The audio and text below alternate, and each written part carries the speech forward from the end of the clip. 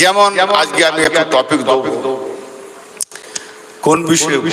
মওলা হযরত ইমাম জাফর সাদিক আলাইহিস সালামের যে শাহাদাত দিবস মাগরিব পর্যন্ত গুজরে গেছেন 15 সওয়াল আইতাস। আমরা একটু গাড়ি লেটে চালাচ্ছি, মানে যেটা কালকে করা দরকার বা সন্ধ্যা পর্যন্ত করা দরকার, কোনো কারণবশত আমরা একটু লেটে চালাচ্ছি। গাড়ি লেটে চলে, বিপরে না। তো ইমাম সম্পর্কে আজকে আমরা দেখি হযরত আলী রাদিয়াল্লাহু তাআলা জিজ্ঞেস করা হবে, আগো খাজা বাবা আল্লাহর ওলি? বেশক আল্লাহর ওলি। গশ পাক বেশক আল্লাহর ওলি। দাতা মাহবুব বেশক আল্লাহর ওলি। দাতা ফরিদ বেশক আল্লাহর ওলি। কুতুবউদ্দিন বাবা বেশক আল্লাহর ওলি। নিজামউদ্দিন মাহবিলাই বেশক আল্লাহর ওলি। মাওলা আলী আল্লাহর ওলি। হ্যাঁ, আরে বাবা তুমি বুঝতে পারলে না, তুমি বুঝতে পারো না।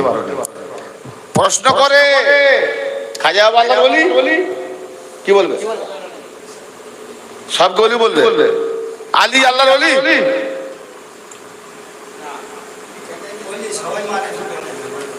তাহলে এই যে যাদেরকে আমরা ওলি বললাম, আলী না ওলি হলে এরা ওলি হতো?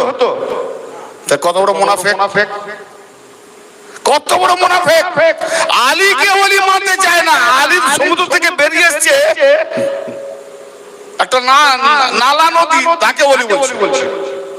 হিংসাটা কোথায়? ঠিক তদ্রূপ ইমাম হাসান হোসেন রাদিয়াল্লাহু তাআলা আনহু 11 জন পর্যন্ত চলে যাবে রাদিয়াল্লাহু তাআলা আনহু, যখন ইমাম মেহেদী বলবে আলাইহিস সালাম,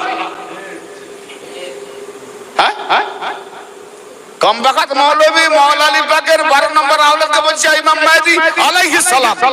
আর তার বাপের নামে যখন বলবে হযরত আলী রাদিয়াল্লাহু তাআলা, এরপরও এই চিংড়ি ভাজা মুখগুলো মৌলভীকে চিনতে বাকি আছে। এরা বাপকে চেনে না, আওলাদকে চেনে বসে আছে। হ্যাঁ, তো যে তার বাপের পরিচয় রাখতে পারে না, সে কি হালালি হয় নাকি? আফসোস লাগে। কোন কাজরা ডাব্বাতে থেকে তৈরি আল্লাহ জানে।